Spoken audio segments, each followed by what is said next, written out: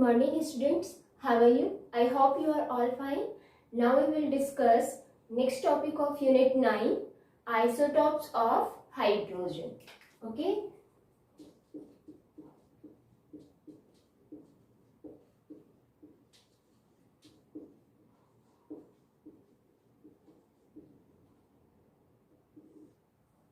बच्चों आपको पता है कि आइसोटॉप्स का मीनिंग क्या होता है?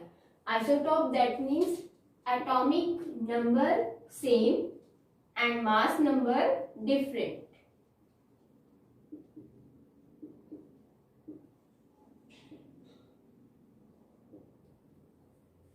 एटॉमिक नंबर सेम है दैट मीन्स एटॉमिक नंबर से ही रिलेटेड क्या होते हैं? Number of electron and proton. That means number of electron in proton भी क्या है? सेम. बट मास नंबर को कौन डिफाइन करता है? Number of electron plus number of neutron. That means number of neutron जो होते हैं आइसोटॉप्स में वो क्या होते हैं? Different. But number of electron and proton भी क्या रहेंगे? सेम रहेंगे, क्योंकि एटॉमिक नंबर क्या है? सेम है. ठीक है. अगर हम हाइड्रोजन की बात करें तो मेनली 3 आइसोटॉप्स होते हैं. ठीक है. कौन कौन से होते हैं? देखो, 1H1, 1H2 एंड 1H3. अब अगर मैं आपसे ये कहूं कि यहाँ पर जो H है वो क्या है? हाइड्रोजन का सिंबल है. एटॉमिक नंबर सेम है तो इसीलिए जो सिंबल है वो भी क्या आएगा? एलिमेंट का सेम आएगा. ठीक है. This one is the atomic number and this one is mass number. ठीक है. नीचे हम एटॉमिक नंबर लिखते हैं, ऊपर मास नंबर लिखते हैं. अब देखो बच्चों, इसमें एटॉमिक नंबर सेम आ रहा है बट मास नंबर क्या है? डिफरेंट है. जो इसका नेम होता है 1H1 का वो होता है प्रोटियम. 1H2 को हम बोलते हैं ड्यूटीरियम एंड 1H3 को बोलते हैं हम ट्रीटियम या ट्राइटियम भी बोल सकते हो आप. ठीक है. अब जो प्रोटियम होता है उसमें अगर हम नंबर ऑफ इलेक्ट्रॉन देखते हैं और number of proton and number of neutron. ठीक है. तो यहाँ पर नंबर ऑफ जो इलेक्ट्रॉन है वो क्या रहेगा? 1 एंड नंबर ऑफ प्रोटॉन भी क्या रहता है? 1, क्योंकि आप सभी को पता है एटॉमिक नंबर जितना भी होता है उतना ही क्या होते हैं? Number of electron in proton same होते हैं. नंबर ऑफ इलेक्ट्रॉन प्रोटॉन अगर आयोनिक स्पीसीज होती है तो डिफरेंट होते हैं. ठीक है. अब देखो मास नंबर क्या होता है? Number of electron plus number of neutron. Mass number है 1 that means number of electron 1 and number of neutron क्या है? 0 है. ठीक है. पूरे पीरियोडिक टेबल में एक हाइड्रोजन ऐसा एलिमेंट होता है जिसमें नंबर ऑफ न्यूट्रॉन क्या होते हैं? 0 होते हैं. बट अगर इनके आइसोटॉप्स की बात करें तो 1 आइसोटॉप जो है वो 1H1 दैट मीन्स प्रोटियम, वही क्या है? नंबर ऑफ न्यूट्रॉन उसमें 0 होता है. अगर हम ड्यूटेरियम की बात करें तो नंबर ऑफ इलेक्ट्रॉन 1 है, नंबर ऑफ प्रोटॉन भी 1 है एंड नंबर ऑफ न्यूट्रॉन भी 1 है. ठीक है. मैंने यहाँ पर लिख दिया number of electron, proton and neutron. अगर हम इसकी बात करें तो 1, 1 and 2 that means number of जो न्यूट्रॉन है वो प्रोटॉन और इलेक्ट्रॉन के कंपेयर में क्या है? ज्यादा है. और जहां पर नंबर ऑफ न्यूट्रॉन ज्यादा आते हैं as compare to number of electron proton, यानी कि ज्यादा अमाउंट में होते हैं, तो वो किसकी तरह बिहेव करते हैं? रेडियो एक्टिव आइसोटॉप्स की तरह. रेडियो एक्टिव आइसोटॉप्स जो कि डिफरेंट टाइप्स की क्या करते हैं? रेडिएशंस को इमिट करते हैं. ठीक है. तो न्यूक्लियर पावर प्लांट है, बॉम्ब बनाने में उनमें यूज में आते हैं वो. तो ट्राइटियम जो होता है वो क्या होता है? रेडियो एक्टिव होता है. ठीक है. अगर हम बात करें प्रोटियम, ड्यूटेरियम, ट्राइटियम की कि इनकी अबेंडेंस नेचर में कितनी होती है, तो जो 1H1 होता है उसकी अबेंडेंस नेचर में 99.9% होती है. इसकी होती है 0.01% एंड इसकी होती है 10 की पावर -15%. माइनस में भी कितनी है? 15. दैट मीन्स ये तो बहुत ही मिनिमम टू मिनिमम हो गई. ठीक है. तो हम इसको तो ना के बराबर मान के चल सकते हैं कि एनवायरमेंट में इसकी अबेंडेंस है ही बहुत कम. सबसे ज्यादा किसकी होती है, प्रोटियम की। इसीलिए जब भी हाइड्रोजन की बात करते हैं तो हम यही लेकर चलते हैं, ठीक है, क्योंकि इसकी अबंडेंस सबसे हाईएस्ट होती है नेचर के अंदर। तो ये है आइसोटॉप्स ऑफ हाइड्रोजन, ठीक है। अब देखो बच्चों, इसमें अगर हम ये देखें कि एटॉमिक नंबर तो सेम है बट मास नंबर डिफरेंट है। मास जो होता है वो क्या होती है, एक फिजिकल प्रॉपर्टी होती है ना, और मास नंबर अलग है। दैट मीन्स हाइड्रोजन के जो आइसोटॉप्स हैं उनमें फिजिकल प्रॉपर्टी क्या रहेगी, डिफरेंट रहेगी, सेम नहीं होगी।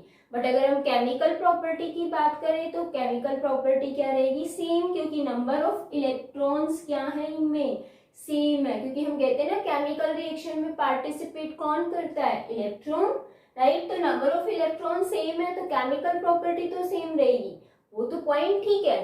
बट मास नंबर डिफरेंट होने की वजह से जो फिजिकल प्रॉपर्टी होती है आइसोटॉप्स की, हाइड्रोजन के आइसोटॉप्स की, वो क्या होती है, डिफरेंट होती है। चाहे कोई भी आइसोटॉप्स हो उनमें फिजिकल प्रॉपर्टी क्या रहेगी, डिफरेंट ही रहेगी। उसको हम बोलते हैं आइसोटॉपिक इफेक्ट, ठीक है। आपको ध्यान रखना आइसोटॉपिक इफेक्ट क्या होता है, mass due to mass number different, physical property of isotopes will be different. This effect is known as isotopic effect. Clear? चलो नेक्स्ट टॉपिक डिस्कस कर लेते हैं। देखो बच्चों, हाइड्रोजन जो है आपको पता है कि ये मोनो एटॉमिक फॉर्म में एग्जिस्ट नहीं करती, क्योंकि इसके पास नंबर ऑफ इलेक्ट्रॉन 1 ही होता है, ठीक है। तो ये क्या करती है, हाइड्रोजन के साथ ही इलेक्ट्रॉन की शेयरिंग करके, दो हाइड्रोजन एटम शेयरिंग कर लेंगे, इलेक्ट्रॉन की कोवेलेंट बॉन्ड बना लेंगे, और किस फॉर्म में होते हैं, डाई हाइड्रोजन फॉर्म में, H2 फॉर्म में, ठीक है। तो ये जो H2 है, H और H वाला H2 जो है ये आपके सिलेबस से रिमूव हो गया है, ठीक है। इसकी preparation, physical property, chemical property, uses, सब इसके आपके जितने भी टॉपिक्स है इससे रिलेटेड वो सभी क्या हो गया, आपके सिलेबस से रिमूव हो गए, तो हम ये डिस्कस नहीं करेंगे, ठीक है। बट पता होना चाहिए हाइड्रोजन किस फॉर्म में एग्जिस्ट करती है, डाई हाइड्रोजन फॉर्म में, डाई एटॉमिक फॉर्म में भी बोल सकते हो, ठीक है। जैसे हेलोजन फैमिली करती है ना, same as it is hydrogen भी करता है। नेक्स्ट देखो बच्चों, इसमें अब नेक्स्ट जो टॉपिक आता है वो आता है हाइड्राइड्स, ठीक है।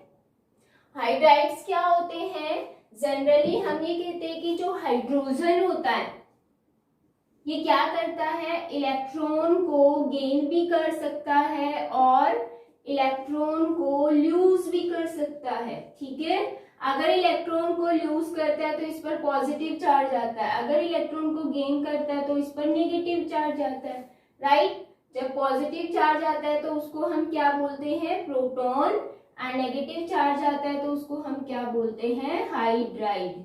तो समझ आ रहा है हाइड्राइड क्या है, हाइड्राइड्स वो होंगे जिसमें हाइड्रोजन पर क्या होगा, नेगेटिव चार्ज होगा, दैट मीन्स वो इलेक्ट्रॉन को गेन करेगा, ठीक है। तो जनरली जो हाइड्राइड्स होते हैं वो क्या होते हैं, एक बाइनरी कंपाउंड्स होते हैं, ठीक है। बाइनरी कंपाउंड्स का मतलब, बाइनरी, बाय मतलब क्या होता है, 2, दैट मीन्स इसमें क्या होंगे, 2 एलिमेंट्स होंगे और वो कंबाइंड है एक दूसरे से, ठीक है।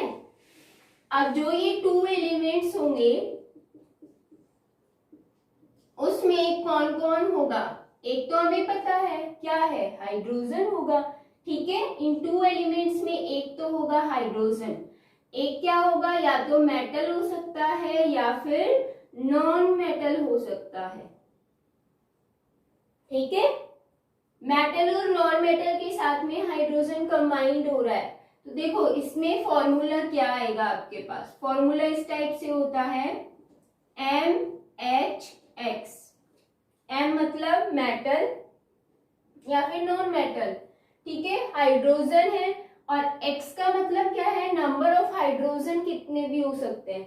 जैसे मैंने एग्जांपल दिया CaH2, कैल्शियम 1 है बट हाइड्रोजन कितने, 2, दैट मीन्स X इज 2, ठीक है। ऐसे ही मैंने एग्जांपल दिया BaH2, ठीक है, ऐसे ही एग्जांपल दिया AlH3, तो इस टाइप से ये फॉर्मूला फर्स्ट। सेकंड जो फॉर्मूला होता है वो होता है m, यहाँ पर स्मॉल m लिख रही हूँ, h और स्मॉल n एंड m भी क्या है, नंबर है। दैट मीन्स अगर मैंने आपको दिया B2H6, तो देखो यहाँ पर भी कितने हैं बोरॉन 2, हाइड्रोजन कितने 6, दैट मीन्स m की वैल्यू 2 है, n की वैल्यू 6 है। ठीक है, इस टाइप से आपको क्या करना होता है कि हाइड्राइड्स जो है उनको बताना होता है कि ये पॉलीमेरिक फॉर्म में है, डायमेरिक फॉर्म में है, मोनोमेरिक फॉर्म में है, सारी चीजें बता सकते हो। सिंपल फॉर्म में देखो, अगर मैंने इसका सिंपल फॉर्म किया होता तो क्या आता, BH3, इसके दो मॉलिक्यूल्स आपस में मिलके क्या बना रहे हैं, B2H6। दैट मीन्स ये क्या किस फॉर्म में है, डायमेरिक फॉर्म में। तो ये डायमेरिक फॉर्म में क्यों आता है, किस लिए आता है, वो भी अभी डिस्कस करेंगे। तो अभी आपको ध्यान रखना, हाइड्राइड्स जो होते हैं बाइनरी कंपाउंड्स होते हैं एंड इनके अंदर 2 एलिमेंट्स होते हैं, एक हाइड्रोजन होता है जिस पर नेगेटिव चार्ज रहेगा, ठीक है, एंड क्या होगा, मेटल और नॉन मेटल के साथ ये कंबाइंड होगा। फॉर्मूला मैंने आपको बता दिया, इस टाइप से आ सकता है। ठीक है, अब ऐसे कंपाउंड्स मिलेंगे आपको हाइड्राइड्स के सारे। तो देखो हाइड्राइड्स जो होता है जनरली, अब हम इसका क्लासिफिकेशन देख लेते हैं। हाइड्राइड्स को क्लासिफाई कर रखा है 3 कैटेगरीज के अंदर। ठीक है, 3 कैटेगरीज कौन कौन सी हैं। फर्स्ट आता है आयोनिक हाइड्राइड्स। जो आयोनिक हाइड्राइड्स होते हैं उनको हम सॉल्ट लाइक हाइड्राइड्स भी बोल सकते हैं। ठीक है, सेकंड जो आता है वो आता है मेटलिक या फिर इंटरस्टिशियल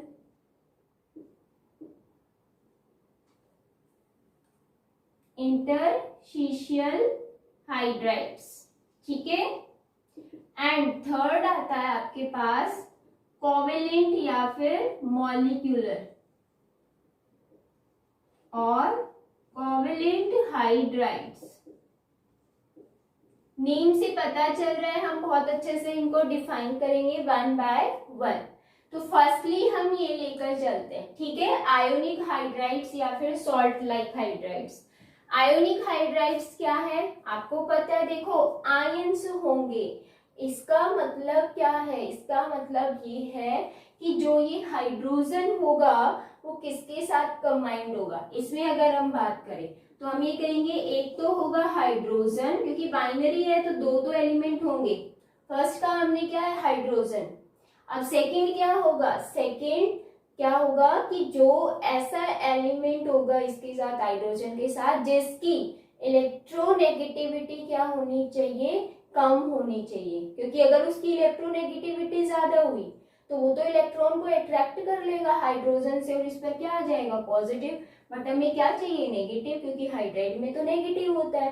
दैट मीन्स हम ये कहेंगे हाइड्रोजन किसके साथ जुड़ा होना चाहिए, हाइड्रोजन की जो इलेक्ट्रोनेगेटिविटी है उससे भी कम होनी चाहिए electronegativity. That means less electronegative element.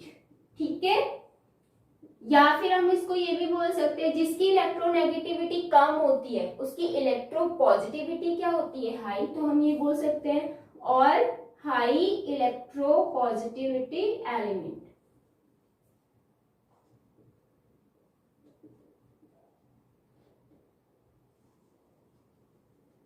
ठीक है, फर्स्ट कंडीशन आपको अच्छे से समझ में आ गई होगी, हाइड्रोजन होना चाहिए और लेस इलेक्ट्रोनेगेटिविटी या फिर मोर इलेक्ट्रो पॉजिटिव एलिमेंट होना चाहिए। वो कौन कौन से होते हैं, वो होते हैं बच्चों S block elements. S block elements मतलब आपको पता है एस ब्लॉक एलिमेंट्स कौन कौन से होते हैं, ग्रुप फर्स्ट जिसको हम क्या बोलते हैं, एल्कलाइन मेटल। ठीक है, एंड ग्रुप जो सेकंड होते हैं उनको क्या बोलते हैं हम, एल्किलाइन अर्थ मेटल।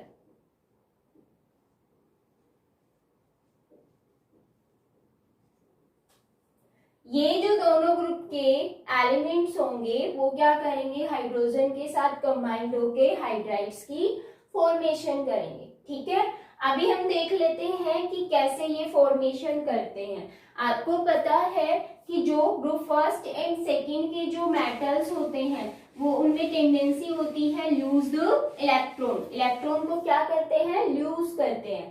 तो जैसे मैंने कहा ग्रुप फर्स्ट के एलिमेंट है लिथियम, ठीक है, लिथियम हाइड्रोजन को क्या करेगा, एक इलेक्ट्रॉन डोनेट करेगा, जिसकी वजह से लिथियम पर क्या आ जाएगा, पॉजिटिव, और हाइड्रोजन पर क्या आएगा, नेगेटिव, ठीक है।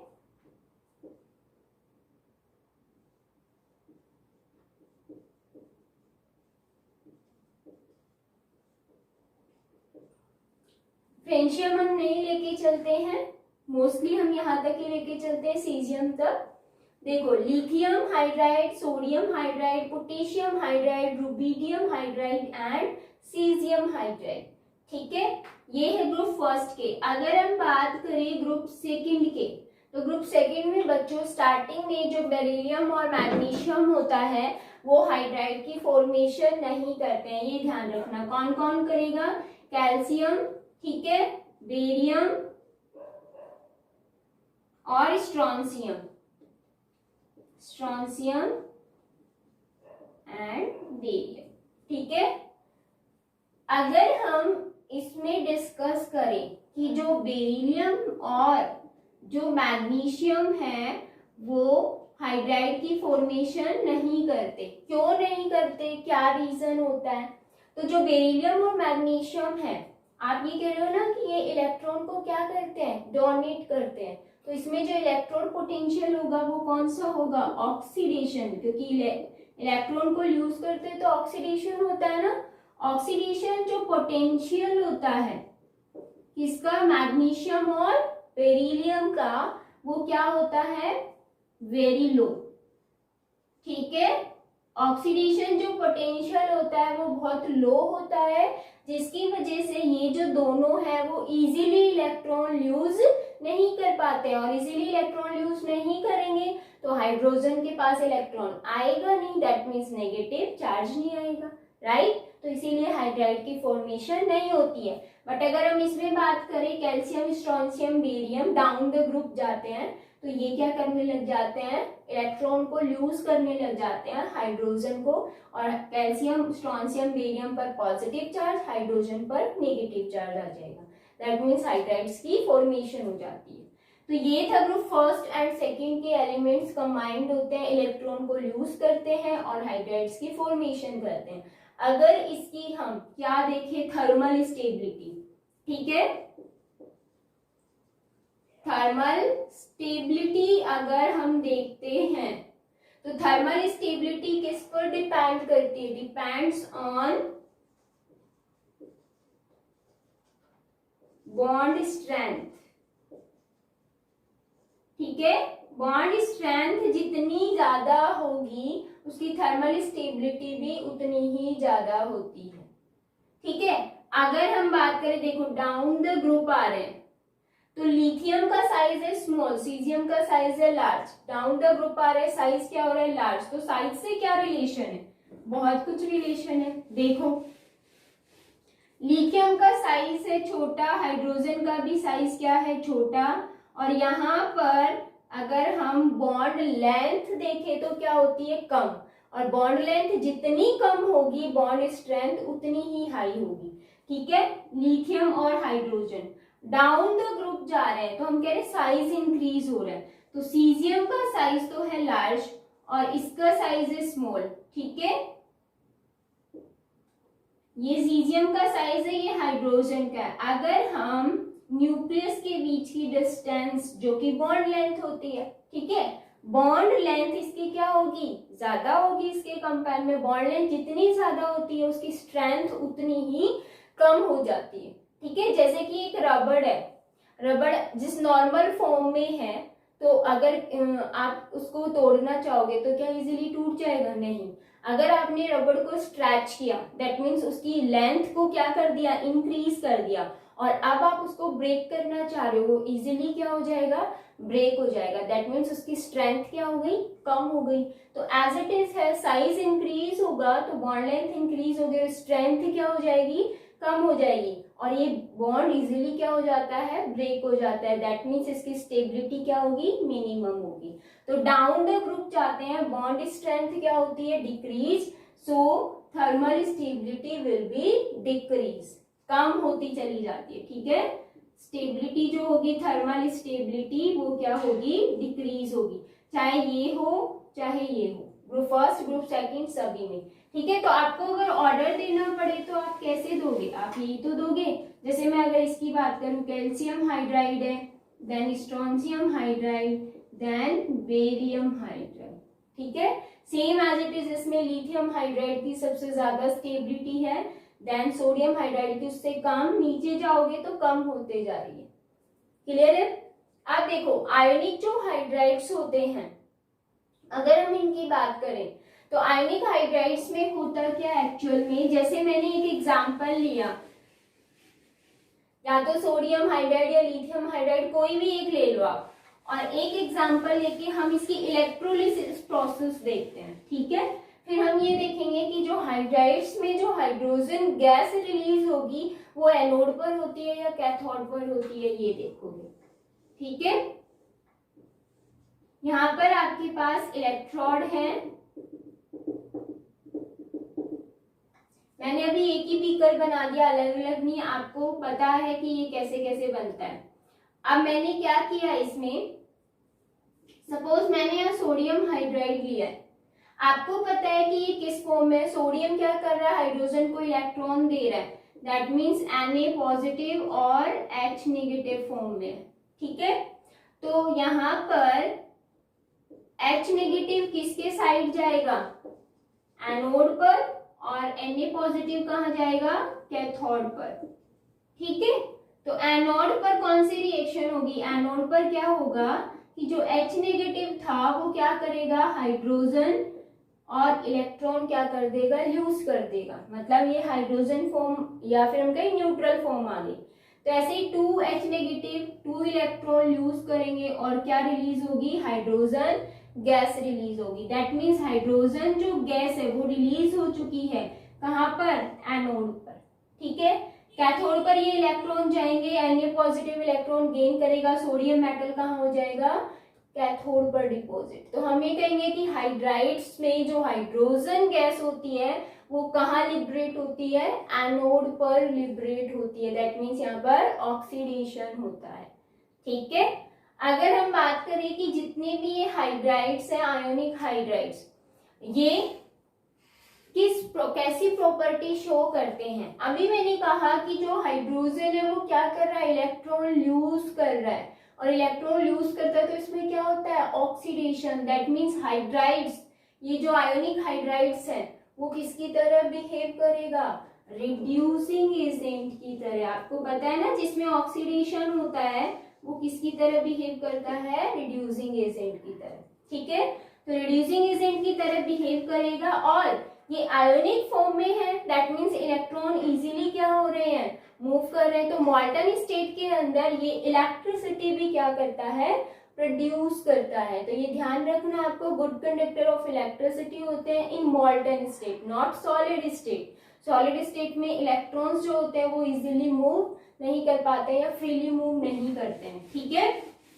नेक्स्ट देखो, अगर आपसे ये पूछते हैं कि जो आयोनिक हाइड्राइड है वो एसिडिक होते हैं या बेसिक होते हैं, तो देखो आयोनिक हाइड्राइड की अगर हम रिएक्शन कराते हैं वाटर के साथ में, ठीक है, तो ये क्या प्रोड्यूस करते हैं, NaOH, दैट मीन्स बेस है, और साथ में क्या रिलीज होती है, हाइड्रोजन गैस रिलीज होती है। तो यहाँ पर रिएक्शन बैलेंस है, हाइड्रोजन गैस अगर रिलीज होती है तो कौन सी है प्रोसेस, एक्सोथर्मिक है। और आपको पता है हाइड्रोजन अगर हाईली अमाउंट में रिलीज होती है तो फायर को कैच कर लेती है। ठीक है, तो अगर हम इसकी बात करें, जितने भी आयनिक हाइड्राइड्स होते हैं ये किसकी तरह बिहेव करते हैं, बेस की तरह बिहेव करते हैं। इस रिएक्शन के थ्रू आप बता सकते हो। ठीक है, तो ये थे आयोनिक हाइड्राइड्स जिनमें हमने थर्मल स्टेबिलिटी भी डिस्कस कर ली। कौन कौन से ग्रुप फर्स्ट और सेकंड के एलिमेंट्स हैं वो हाइड्राइड के फॉर्मेशन करते हैं। ठीक है, एंड उसके बाद रिड्यूसिंग कैरेक्टरिस्टिक हमने देख लिया, रिड्यूसिंग एजेंट की तरह बिहेव करते हैं या ऑक्सीडाइजिंग एजेंट की तरह, एसिडिक होते हैं या फिर बेसिक होते हैं, इलेक्ट्रिसिटी कंडक्ट करते हैं नहीं करते हैं, हमने सारी चीजें डिस्कस कर ली है। अब हम किस पर आएंगे, मेटेलिक पर। दैट मीन्स हमारा ये पोर्शन क्या हो गया, कंप्लीट। तो यहाँ से ये रिमूव, ठीक है। अब हम मेटेलिक और इंटरस्टिशियल हाइड्राइड्स डिस्कस करेंगे। मेटेलिक मतलब जो मेटल्स हैं वो क्या है, क्रिस्टल में कैसे अरेंज होते हैं, इनकी जो क्रिस्टलाइन स्ट्रक्चर होती है इस टाइप से होती है, ठीक है। इनमें क्या होता है कि जो मेटल्स होते हैं वो क्या होते हैं, अरेंज होते हैं इस टाइप से। ये होती है क्रिस्टल में, जो आपको ये स्पेस दिख रहा है या फिर हम ये कहें जो साइट दिख रही है उसको हम क्या बोलते हैं, लैटिस साइट, ठीक है। और जो ये फ्री स्पेस दिख रहा है इसको हम क्या बोलते हैं, इंटरस्टिशियल स्पेस, ठीक है। तो मेटल्स में क्या होता है, जो मेटेलिक यहाँ पर क्या प्रेजेंट होंगे, मेटल्स प्रेजेंट होंगे। अब ये जो क्रिस्टलाइन स्ट्रक्चर है या इंटरस्टिशियल जो हाइड्राइड्स होते हैं, ये कौन से मेटल्स इस टाइप से अरेंजमेंट शो करते हैं, तो ये बच्चों देखो करते हैं ग्रुप नंबर जो आपका 3 है उससे लेके ग्रुप नंबर 12 तक, ठीक है। यानी कि डी ब्लॉक एलिमेंट्स। आयनिक कौन कर रहा था, एस ब्लॉक, इंटरस्टिशियल हाइड्राइड कौन करेगा, डी ब्लॉक एलिमेंट्स। बट बच्चों इसमें जो ग्रुप नंबर 7, 8 एंड जो 9 होता है ये क्या करते हैं, इन हाइड्राइड्स की फॉर्मेशन नहीं करते हैं। क्यों नहीं करते हैं, उसका रीजन क्या होता है, क्योंकि इनका साइज क्या होता है, लार्ज। ये साइज बहुत लार्ज होता है जिसकी वजह से इंटरस्टिशियल स्पेस जो है वो बहुत ही मिनिमम होता है, और उस मिनिमम स्पेस की वजह से कोई भी स्मॉल साइज का एटम वहां पर एग्जिस्ट नहीं कर पाता, इसीलिए ये हाइड्राइड्स की फॉर्मेशन नहीं करते। इसीलिए हम उसको क्या बोलते हैं, हाइड्राइड गैप बोलते हैं।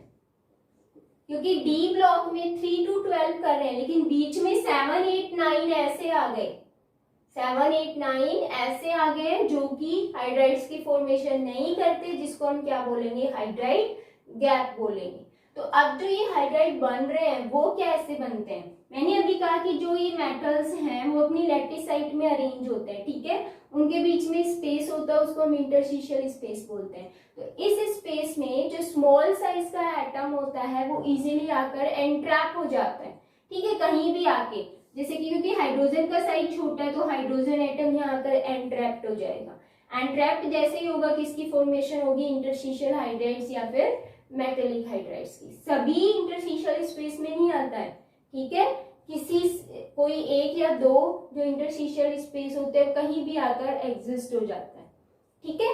तो ये चीज आपको ध्यान रखनी है। तो ग्रुप नंबर जो 3 to 12 है, अगर हम ऐसे बोलते हैं तो उसमें आपको ये चीज डिफाइन करनी पड़ेगी। अदरवाइज हम क्या बोल सकते हैं, 3, 4, 5 और 6, ठीक है। देन उसके बाद 7, 8, 9 आपको नहीं लिखना, क्या लिखना है, 10, 11 एंड 12। ये क्या करते हैं, डी ब्लॉक के जो एलिमेंट्स हैं इस ग्रुप के, वो क्या कर रहे हैं, इंटरस्टिशियल हाइड्राइड्स की फॉर्मेशन करते हैं। तो जनरली अगर हम बात करें कि जो मेटल्स होते हैं क्रिस्टल में अरेंज होते हैं, दैट मीन्स क्रिस्टलाइन सॉलिड होते हैं, तो ये क्या होंगे, हार्ड नेचर के होंगे, ठीक है। एंड अगर हम इनकी बात करें, हार्डनेस ज्यादा है तो मेटल क्रिस्टल के अंदर अरेंज है तो ये क्या होंगे, लस्टर्स भी होंगे, क्योंकि मेटल्स है, लस्टर्स तो है ही, ठीक है। एंड उनकी अगर हम बात करें मैलेबिलिटी है वो भी क्या होगी, हाई होगी। ये थे मेटेलिक या फिर इंटरस्टिशियल हाइड्राइड्स। नेक्स्ट हम डिस्कस करें मॉलिक्यूलर और कोवैलेंट हाइड्राइड्स। इनफ है, इतना ही आपको, इतना ही एक्सप्लेन करना है, ज्यादा नहीं। नेक्स्ट देखो मॉलिक्यूलर या फिर कोवैलेंट हाइड्राइड्स क्या होते हैं। इसमें बच्चों आपको ये चीज ध्यान रखनी है, हाइड्राइड गैप, इसमें क्वेश्चन आ जाता है।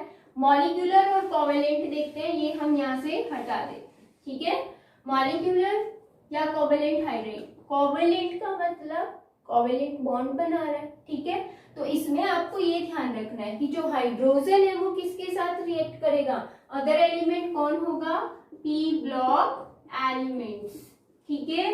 आपको पता है पी ब्लॉक एलिमेंट्स में जो ग्रुप की हम बात करें 13, 14, 15, 16 एंड 17, 18 आपको काउंट नहीं करना है। क्यों नहीं करना है? क्योंकि जो नोबल गैसेस होती हैं वो ये जो हाइड्राइड्स होते हैं इनकी फॉर्मेशन नहीं करती है। हाइड्राइड्स की फॉर्मेशन एस ब्लॉक भी करते हैं, पी ब्लॉक भी करते हैं, डी ब्लॉक भी करते हैं, और अगर हम बात करें F block that means lanthanoid, actinoid, वो भी करते हैं। तो हम ये कह सकते हैं कि जितने भी मेन ग्रुप्स हैं वो सभी करते हैं, लेकिन उनमें भी कुछ एक्सेप्शनल केस आ जाता है जो कि हाइड्राइड्स की फॉर्मेशन नहीं करते हैं। तो मैंने अभी कहा जो ग्रुप नंबर 18 है नोबल गैस, वो हाइड्राइड्स की फॉर्मेशन नहीं करती है। ठीक है। अब देखो एक चीज और, पी ब्लॉक में भी जो थेलियम और इंडियम होता है वो भी किसकी फॉर्मेशन नहीं करता? हाइड्राइड्स की फॉर्मेशन नहीं करता। ठीक है। एंड मैंने आपको ग्रुप एस जो ब्लॉक एलिमेंट है या हम उसमें ग्रुप सेकंड की बात करें तो उसमें भी मैंने आपको बता दिया कि कौन बेरिलियम और मैग्नीशियम हाइड्राइड्स नहीं बनाते हैं। ठीक है। डी ब्लॉक एलिमेंट्स में भी ग्रुप नंबर 7, 8, 9 जो है वो भी हाइड्राइड्स की फॉर्मेशन नहीं करते। तो कुछ एक्सेप्शनल केसेस थे वो मैं आपके साथ साथ बताते जा रही हूँ, आपको ध्यान भी रखना है। तो ग्रुप नंबर 18 जो है नोबल गैस, वो कभी भी हाइड्राइड्स की फॉर्मेशन नहीं करती। आपको भी पता है क्योंकि नोबल गैस जो है वो क्या स्टेबल है, ना इलेक्ट्रॉन गेन करती है ना लूज करते हैं। ठीक है। अब नेक्स्ट देखो ग्रुप नंबर 13, 14, 15, 16 और 17 जो है वो क्या करते हैं? कोवेलेंट हाइड्राइड्स की फॉर्मेशन करते हैं। कोवेलेंट हाइड्राइड मतलब इसमें क्या हो रहा है? इलेक्ट्रॉन की शेयरिंग हो रही है। ठीक है। तो मेनली अगर हम कोवेलेंट हाइड्राइड की बात करें तो ये क्या होते हैं, अगर इनको डिवाइड करें तो 3 कैटेगरी के अंदर डिवाइड होते हैं। ठीक है। इनके 3 टाइप्स होते हैं। कौन कौन से होते हैं? फर्स्ट आता है इलेक्ट्रॉन डेफिशिएंट हाइड्राइड्स। ठीक है। सेकंड जो आता है वो आता है electron precise hydrides, and third आता है इलेक्ट्रॉन रिच हाइड्राइड्स। ठीक है। तो अगर हम बात करें ग्रुप नंबर 13 की, तो ग्रुप नंबर जो 13 होते हैं वो किस हाइड्राइड्स की फॉर्मेशन करते हैं? इलेक्ट्रॉन डेफिशिएंट की। ठीक है। अगर इलेक्ट्रॉन प्रिसाइज की बात करें तो ग्रुप नंबर जो 14 है वो इलेक्ट्रॉन प्रिसाइज हाइड्राइड की फॉर्मेशन करते हैं। बचा कौन? 15, 16, 17। तो ये किसकी फॉर्मेशन करते हैं? 15, 16, 17 इलेक्ट्रॉन रिच हाइड्राइड्स की। ठीक है। अभी हम 1 बाय 1 डिस्कस कर लेते हैं, फिर हमारा हाइड्राइड्स जो है वो क्या हो जाएगा? कंप्लीट। इलेक्ट्रॉन डेफिशिएंट हाइड्राइड्स में नेम से पता चल रहा है इलेक्ट्रॉन क्या है? डेफिशिएंट है। दैट मीन्स जो सेंट्रल एटम होगा जो कि हाइड्रोजन के साथ कनेक्टेड है ग्रुप नंबर 13 का होगा वो। ठीक है। और उसका ऑक्टेट कंप्लीट नहीं होगा हाइड्राइड्स की फॉर्मेशन के बाद भी, इसीलिए हम उसको क्या बोलते हैं? Electron deficient hydride. अगर मैं एग्जांपल लूं, देखो इसको हम 1 बाय 1 डिस्कस कर लेते हैं। ठीक है। इंपॉर्टेंट है, आता भी एग्जाम के अंदर। तो जो इलेक्ट्रॉन डेफिशिएंट है उसमें आपको सारे के सारे हाइड्राइड्स याद रखने हैं। ठीक है। कौन कौन से होंगे? ग्रुप नंबर 13 से हाइड्रोजन क्या होगा? अटैच होगा। देखो बच्चों ग्रुप नंबर जो 13 है उसके अगर हम एलिमेंट्स की बात करें तो कौन कौन से होते हैं? ये देखो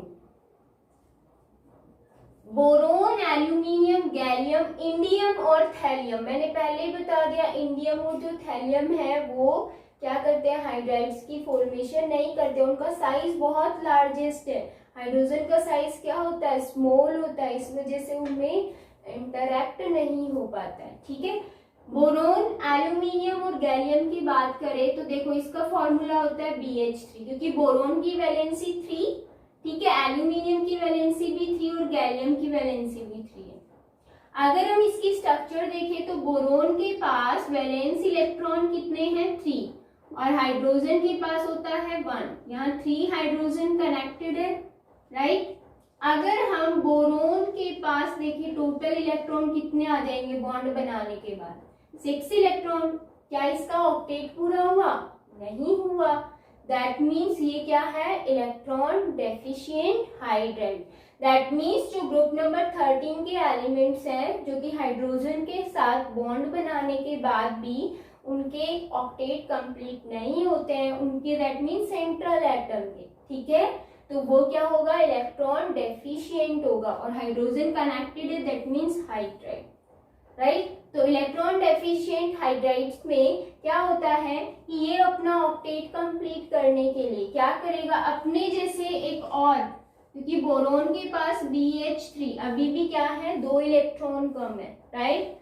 अपना 1 इलेक्ट्रॉन अगर ये किसके साथ शेयर करे? दूसरे बोरोन के साथ, मतलब ये बोरोन इस बोरोन के साथ में क्या कर ले? बॉन्डिंग बना ले, तो क्या बन जाएगा? B2H6। दैट मीन्स किस फॉर्म में हो गया? आपको पता है इसका नेम क्या होता है? डाइबोरेन, ठीक है।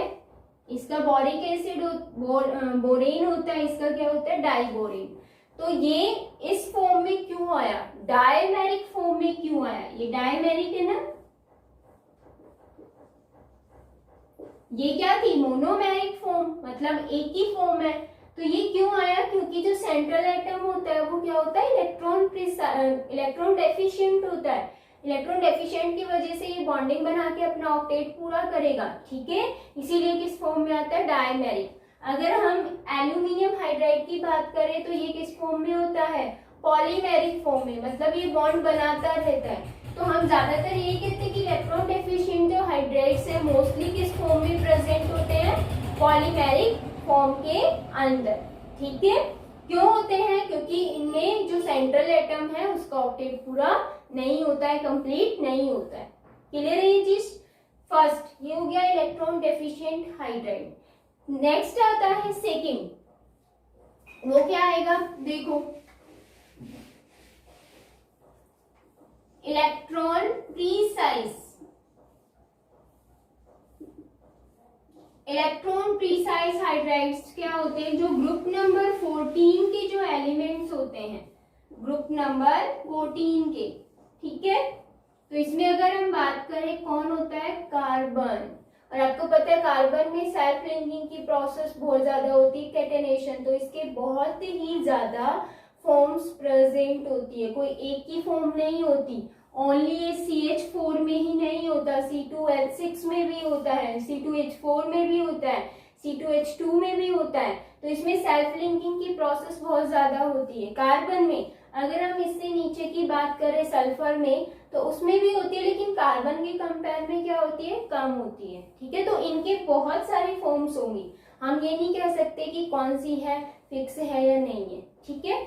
तो कार्बन के साथ अगर हम देखें तो कार्बन के पास देखो कितने इलेक्ट्रॉन होते हैं? वैलेंस 4 होते हैं, ठीक है। हाइड्रोजन कितने जुड़ेंगे? 4, इसीलिए मैंने पहले 4 लिख दिया है। अगर हम यहाँ पर देखें क्या कार्बन का ऑक्टेट कंप्लीट हो रहा है? देखो हो रहा है, 2 + 2 + 2 + 2 दैट मीन्स 8 इलेक्ट्रॉन। क्या कोई लॉन पेयर ऑफ इलेक्ट्रॉन बचता है ऑक्टेट कंप्लीट होने के बाद? बॉन्ड सारे के सारे क्या बना रहे हैं? बॉन्ड। कोई फ्री इलेक्ट्रॉन है? नहीं है, दैट मीन्स 8 इलेक्ट्रॉन भी होंगे और no any lone pair of electron. Octet तो कंप्लीट है ही सेंट्रल एटम का, पर इसके पास अनपेयर्ड इलेक्ट्रॉन या हम अनशेयर्ड इलेक्ट्रॉन नहीं है, सारे के सारे शेयर्ड इलेक्ट्रॉन है। शेयर हो रहे हैं ना, बॉन्ड बना रहे हैं, सारे बॉन्डिंग इलेक्ट्रॉन है। नॉन बॉन्डिंग इलेक्ट्रॉन एक भी नहीं है जिसको आप लॉन पेयर बोलते हो, ठीक है। तो ये क्या होते हैं? इलेक्ट्रॉन प्रीसाइज हाइड्राइड, मतलब जो सेंट्रल एटम होता है उसमें जितने भी इलेक्ट्रॉन्स होते हैं वो सारे के सारे बॉन्डिंग में पार्टिसिपेट करके अपना ऑक्टेट कंप्लीट कर लेते हैं, इसीलिए हम इसको बोलते हैं प्रीसाइज, ठीक है। तो कार्बन के साथ आपको पता है ग्रुप नंबर 14 में कौन कौन से एलिमेंट्स हैं, वो सारे क्या करेंगे? हाइड्राइड्स की फॉर्मेशन करेंगे। अगर मैं बात करूं इलेक्ट्रॉन रिच की, इलेक्ट्रॉन रिच हाइड्राइड्स, तो इसमें ग्रुप नंबर 15, 16 और जो 17 होता है, ठीक है, वो क्या करते हैं? किसकी फॉर्मेशन करते हैं? हाइड्राइड्स की फॉर्मेशन करते हैं। अगर देखो यहाँ पर हम ग्रुप नंबर 15 की बात करें तो ग्रुप नंबर 15 कौन सी फैमिली होती है? Nitrogen family, right. तो नाइट्रोजन फैमिली क्या करती है, किसकी फॉर्मेशन करती है? आपके पास हाइड्राइड की, जैसे मैंने बोला NH3 है, PH3 है, ठीक है। आगे आपको पता है कौन कौन से एलिमेंट्स होते हैं 15 में, वो सभी हाइड्राइड्स की फॉर्मेशन करेंगे। लेकिन अगर हम इसमें बात करें नाइट्रोजन के पास देखो कितने इलेक्ट्रॉन होते हैं? 5, राइट। 5 इलेक्ट्रॉन है। हाइड्रोजन कितने हैं? 3 कनेक्ट क्यों होंगे? क्योंकि 5 तो इलेक्ट्रॉन है ही। इसको ऑक्टेट कंप्लीट करने के लिए कितने चाहिए? 3 इलेक्ट्रॉन चाहिए, इसलिए यहाँ पर 3 हाइड्रोजन के साथ बॉन्डिंग करेगा। अब देखो ऑक्टेट पूरा हो गया। अगर हम काउंट करते हैं 2 + 2 + 2 + 2, ऑक्टेट नाइट्रोजन का कंप्लीट है, बट बॉन्ड कितने बना रहा है? देखो 3। एक पूरा पेयर ऑफ इलेक्ट्रॉन क्या है? फ्री है। तो इसीलिए हम इसको क्या बोलते हैं? Electron rich. मतलब ये बॉन्ड में पार्टिसिपेट नहीं कर रहा है, जरूरत ही नहीं पड़ी बॉन्ड में पार्टिसिपेट करने की, उसके पहले ही क्या हो गया? इसका ऑक्टेट कंप्लीट हो गया। तो इलेक्ट्रॉन जो रिच है उसमें भी ऑक्टेट कंप्लीट है, but central atom having at least 1 lawn pair of electron. 1 भी हो सकता है, 2 भी हो सकता है, 3 भी हो सकता है। तो ग्रुप नंबर 15 में जो लॉन पेयर ऑफ इलेक्ट्रॉन है वो कितना होगा? 1 होगा, ठीक है। अगर हम बात करें ग्रुप नंबर 16 की, तो ग्रुप नंबर 16 के एलिमेंट्स आपको पता है ऑक्सीजन फैमिली होती है, राइट। तो मैं लिख दूं H2O, ठीक है, H2O। ऑक्सीजन फैमिली में H2S। तो यहां पर इसमें अगर हम देखें तो ऑक्सीजन के पास कितने होते हैं वैलेंस इलेक्ट्रॉन? 6 होते हैं, राइट। अब इसमें से हाइड्रोजन 2 ही जुड़ रहे हैं, हम ये कह सकते हैं 1 और 2 हाइड्रोजन जुड़ गए। पूरा पेयर ऑफ इलेक्ट्रॉन कितने बचे हैं? 2। इसका ऑक्टेट पूरा है, देख सकते हो, ठीक है। तो यानी कि जो ग्रुप नंबर 16 है उसमें लॉन पेयर ऑफ इलेक्ट्रॉन कितने बचते हैं? 2 बचते हैं। Octet complete but having extra pair of electron, ठीक है, which is not bonding. Next आता है ग्रुप नंबर 17। ग्रुप नंबर 17 आपको पता है हेलोजन फैमिली होती है, fluorine, chlorine, bromine, iodine, HCl, HBr, HI, है ना। अगर हम इसमें भी देखें तो हाइड्रोजन और फ्लोरीन 1 बॉन्डिंग तो बना रहा है, बट फ्लोरीन के पास 7 वैलेंस इलेक्ट्रॉन होते हैं, एक बॉन्ड बन गया, ऑक्टेट कंप्लीट, क्योंकि इसको एक ही चाहिए इसीलिए 1 बॉन्ड ही बनाएगा, 1 इलेक्ट्रॉन शेयर करेगा। बचे कितने? 3 अनशेयर्ड इलेक्ट्रॉन बच जाते हैं। तो हम ये कह सकते हैं कि इलेक्ट्रॉन जो रिच हाइड्राइड है उसमें सेंट्रल एटम का ऑक्टेट कंप्लीट है, बट उसके पास एक्स्ट्रा अनशेयर्ड इलेक्ट्रॉन भी प्रेजेंट होते हैं। इलेक्ट्रॉन प्रीसाइज में ऑक्टेट कंप्लीट था, बट एक्स्ट्रा कोई भी अनशेयर्ड इलेक्ट्रॉन नहीं था, ठीक है, ये ध्यान रखना है, इसीलिए मैं बार बार ये चीज पे फोकस दे रही हूँ। नेक्स्ट अगर हम बात करें, देखो बच्चों, इसमें नाइट्रोजन या ऑक्सीजन फैमिली या फिर हेलोजन जो फैमिली है उनमें हमें पता है कि इनकी इलेक्ट्रोनेगेटिविटी ज्यादा होती है, तो इनमें क्या प्रेजेंट होती है? इंटरमॉलिक्यूलर हाइड्रोजन बॉन्डिंग भी प्रेजेंट होती है। किसमें? इलेक्ट्रॉन रिच हाइड्राइड्स में। हाइड्रोजन बॉन्डिंग जिसमें ज्यादा होती है, आपको पता है उनके बॉइलिंग पॉइंट क्या आते हैं? ज्यादा आते हैं, ठीक है। तो इसीलिए इन सभी के बॉइलिंग पॉइंट ज्यादा है। तो हम ये कह सकते हैं इलेक्ट्रॉन रिच हाइड्राइड्स जो है इनमें हाइड्रोजन बॉन्डिंग प्रेजेंट होने की वजह से, एंड इनमें हम ये बता सकते हैं कि इंटरमॉलिक्यूलर हाइड्रोजन बॉन्डिंग है, नॉट इंट्रा, ठीक है, इंटरमॉलिक्यूलर हाइड्रोजन बॉन्डिंग है, जिसकी वजह से ये बॉन्डिंग की वजह से क्या होता है? बॉइलिंग पॉइंट हाई आते हैं, ठीक है। तो ये थे आपके पास हाइड्राइड्स आपका टॉपिक हो गया कंप्लीट। नेक्स्ट वीडियो में मिलते हैं नेक्स्ट टॉपिक के साथ। Okay, take care.